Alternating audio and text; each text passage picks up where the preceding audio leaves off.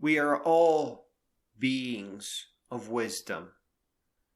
Wisdom has many names and can be viewed in many different ways. Most popular perspective is that non-academic philosophy leads to wisdom. One particularly beautiful view hints on wisdom with the words, content of character. The most mechanically sound description is understanding new things by subtle analogy to what we already know. The most concerning view states that without wisdom, we will be making mistakes.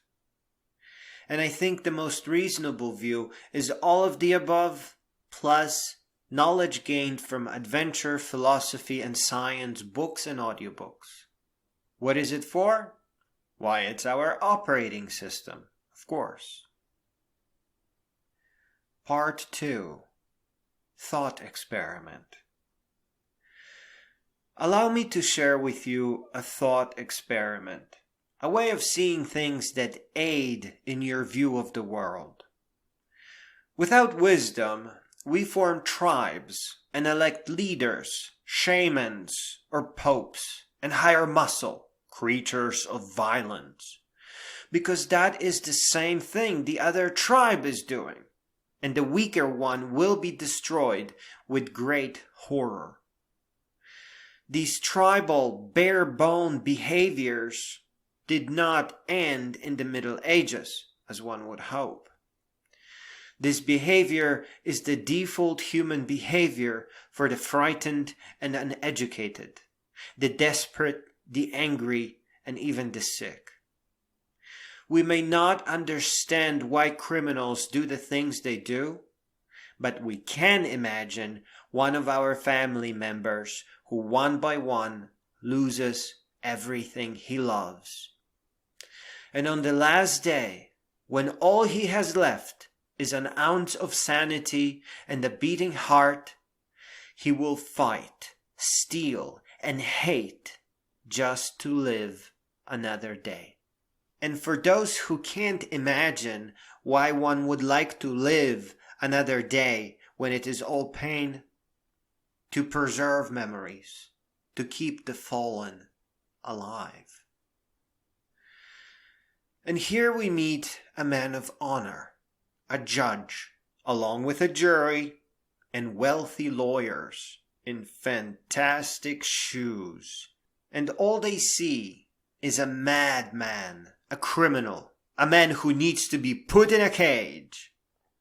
The judge is wrong when it comes to putting people in cages. All judges are wrong in that regard. To restore this man, he needs a home, and books, and friends, and an education, and hope, and dreams, and free money, and free food. He needs to be treated with love and dignity, and granted an opportunity to preserve his memories in a book he writes. See, there are no criminals. They are just broken children who get stuck growing up. The ugliness of the worst of them is just an act. They just want to be left alone. And I suppose that evil men do exist, but I don't think there's enough of them in the world to fill a single prison.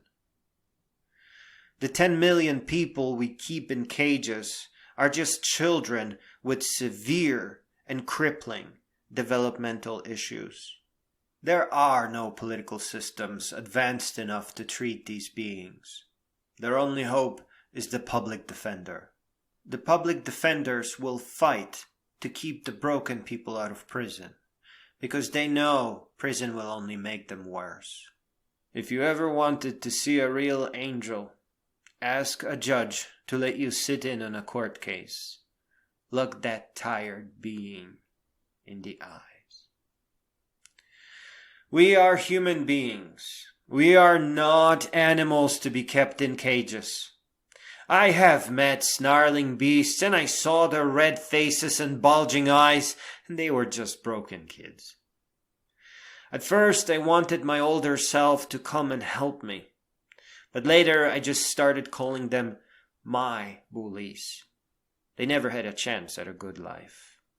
And here we find a sliver of sanity.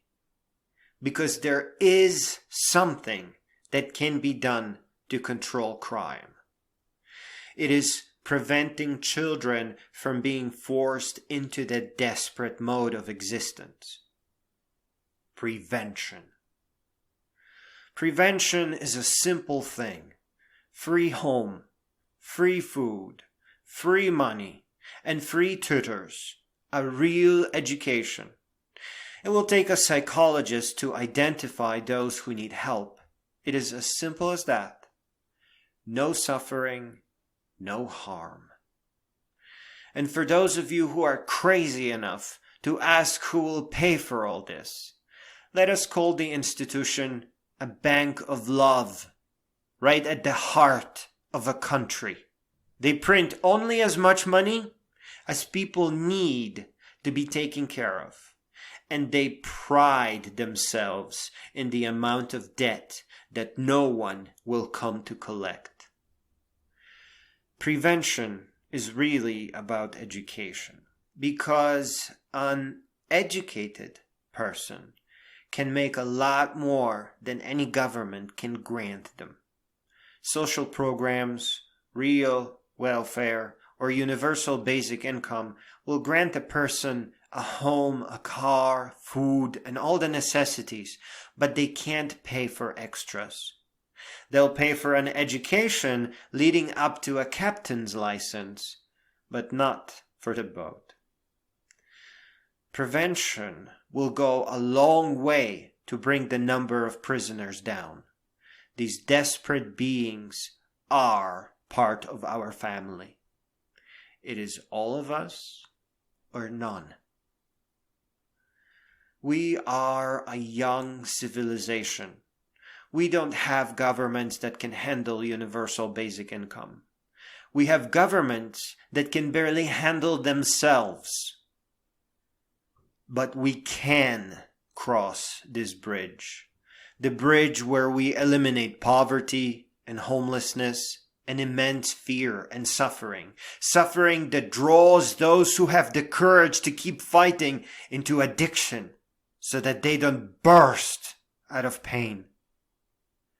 To get there, to begin growing up as a civilization, those of us who can handle it must take to books and audiobooks and reach wisdom. Only in your wisdom can the world begin growing, beyond the noisy mess that desperate, blind, and tone-deaf career politicians created.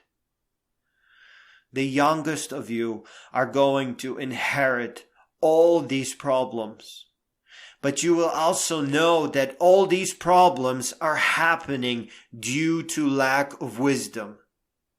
Treat the cause, and the symptoms will subside. Only in wisdom can our civilization advance forward. Personal note. Those of you who are just learning about the world know that it is confusing because hardly anything works right. Be it a judge or general, and most shockingly a jury, they are missing lessons that help them see the world as a work in progress. We are still building the foundation, and we are getting too much interference from our leadership. Look no further than the complete loss of privacy. This is a function of uneducation and desperation and blindness. Enhanced interrogation is even a more terrifying example. The world has no faith in nations that practice torture. The 13th Amendment to Constitution of United States did not end slavery in full. It reads, "Neither slavery nor involuntary servitude except as punishment for crime whereof the party shall have been duly convicted, shall exist within the United States. You have a lot of work on your hands, and you will have a lot of friends working just as hard as you and all over the world. While you are still young, take to adventure audiobooks. Read them all, and especially pay attention to the part where the adventurer reveals the reason for his quest. In less than 100 audiobooks that call to you, you will begin becoming wise, onward to becoming a great being.